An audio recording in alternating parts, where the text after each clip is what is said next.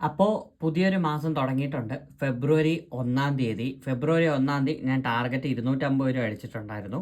Full അടിക്കാൻ പറ്റിയില്ല. എന്നാലും 250 രൂപയ്ക്ക് ടാർഗറ്റ് അടിച്ചു. 1074 കറക്റ്റ് അത്രയാണ് ഓടിയിട്ടുള്ളത്. ഫെബ്രുവരി 1 1074 അടിച്ചു. അതിൽ 19 ഓർഡേഴ്സ് എടുത്തിട്ടുണ്ടായിരുന്നു. സോ അത്യാവശ്യം രാവിലെ ഇറങ്ങിയത് തന്നെയാണ്. രാവിലെ ഇറങ്ങിയിട്ട് പിന്നെ വൈകുന്നേരം രാത്രി കറക്റ്റ് ഇവർ ഈ പറയുന്ന ലാസ്റ്റ് മൊമെൻറ്റിലാണ് എനിക്ക് ആ ഒരു ഓർഡർ തന്നത് ഫെബ്രുവരി 1.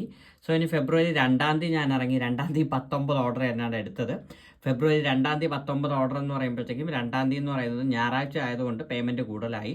1377 എനിക്ക് 300 രൂപ ഇൻസെൻറ്റീവും കിട്ടി. സോ ഓർഡറിൻ്റെ വ്യത്യാസം നിങ്ങൾ മനസ്സിലാക്കുക. 19 ഓർഡറിന് എനിക്ക് 1074 ഈ പറയുന്ന 1377 കിട്ടിയിട്ടുണ്ട്. സോ രണ്ടും 19 ഓർഡർ തന്നെയാണ്. സോ അന്നും ഞാൻ മൊത്തം നിന്നു. വർക്കിംഗ് ടൈമിനും വ്യത്യാസമുണ്ട്. സോ ഫെബ്രുവരി 1 എനിക്ക് 6 മണിക്കൂറും 51 മിനിറ്റുമാണ് നിന്നിട്ടുണ്ടെങ്കിൽ ഫെബ്രുവരി 2 7 മണിക്കൂറും 25 മിനിറ്റ് നിന്നിട്ടുണ്ട് 19 ഓർഡർ കിട്ടാനായിട്ട്. സോ വെയിറ്റിംഗ് ടൈം, പിന്നെ ട്രാഫിക്, പിന്നെ ഓരോ ചില ഓർഡറിൻ്റെ ഉള്ള ലാഗും കാര്യങ്ങളും ഒക്കെയാണ് വന്നിട്ടുള്ളത്. വീക്കിലി 6265 രൂപ ടോട്ടലി ഏൺ ചെയ്തിട്ടുണ്ട്. സോ ഇതിൽ ഞാൻ ഇറങ്ങിയിട്ടുള്ളത് 1 2 3 4 5 ദിവസം 5 ദിവസം ഇറങ്ങിയിട്ട് 6265 രൂപ. എനിക്ക് കൂടുതൽ പേയ്മെൻറ്റ് കിട്ടുമായിരുന്നു. ഞാൻ 28 800 രൂപയ്ക്ക് സ്റ്റോപ്പ് ചെയ്തുകൊണ്ട് മാത്രമാണ്. സോ അതുകൊണ്ടാണ് എനിക്ക് അത്രയും പേയ്മെൻറ്റ് കുറഞ്ഞത്. ഞാൻ 30 ഫുൾ അടിച്ചു റേറ്റ് കാർഡിൽ. അതുകൊണ്ട് എനിക്ക് 1600 കയറിയിട്ടുണ്ട് 30 ഫുൾ അടിച്ചത് കൊണ്ട് മാത്രം. സോ അല്ലായിരുന്നെങ്കിൽ എനിക്ക് അത്രയും എമൗണ്ട് കയറത്തില്ല. പിന്നെ ബാക്കി 1 2 19 ഓർഡർ വെച്ചെടുത്തു. 28 മാത്രമാണ് ഞാൻ വലിയ ഇതൊന്നും ചെയ്യാത്തത്. എന്നാൽ 27 ഞാൻ അറൗണ്ട് 22 ഓർഡർ അടുപ്പിച്ചെടുത്തു. സോ ഈ വീക്കിലി 6265 രൂപ ഏൺ ചെയ്തു. അത് നല്ലൊരു കാര്യം. ഒരാഴ്ച 100 ഓർഡറൊക്കെ എടുക്കുകയാണെന്നുണ്ടെങ്കിൽ അത്യാവശ്യം നന്നായിട്ട് നമുക്ക് പേയ്മെൻറ്റ് കയറും.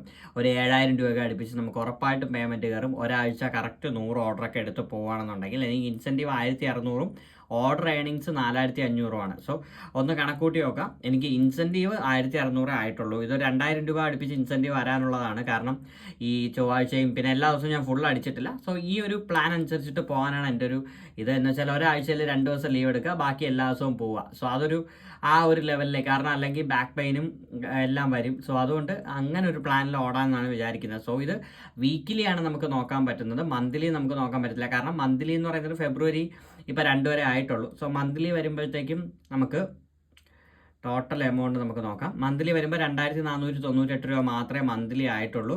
സോ മന്ത്ലി നമ്മൾ അങ്ങനെ വലിയ ഒരു എമൗണ്ടോ കാര്യങ്ങളോ ഒന്നും ഏൺ ചെയ്തിട്ടില്ല. പക്ഷേ വീക്കിലി വരുമ്പോൾ 6265 രൂപ ഏൺ ചെയ്തിട്ടുണ്ട്. സോ ഇന്നത്തെ വീഡിയോ നമ്മൾ 2 ദിവസമായിട്ട് കൂട്ടും. സോ ഞാൻ 2 ദിവസത്തെ വീഡിയോ എനിക്ക് എടുക്കാൻ ടൈം കിട്ടിയില്ല. അപ്പോഴപ്പോഴേ അപ്ഡേറ്റ് ചെയ്യണമെന്നുണ്ടായിരുന്നു, ബട്ട് എനിക്ക് ടൈം കിട്ടിയിട്ടില്ല. അതുകൊണ്ടാണ് ഞാൻ 2 ദിവസം കൂടെ ഒരു ദിവസമായിട്ട് എടുത്തത്. അപ്പോൾ ജനുവരി മാസം ഞാൻ ടോട്ടലി ഏൺ ചെയ്തത് 17,740 രൂപയാണ്. സോ എറൗണ്ട് എങ്ങനെ പോയാലും ഒരു 10-12 ദിവസത്തിൽ കൂടുതൽ ഞാൻ ലീവ് എടുത്തിട്ടുണ്ട്.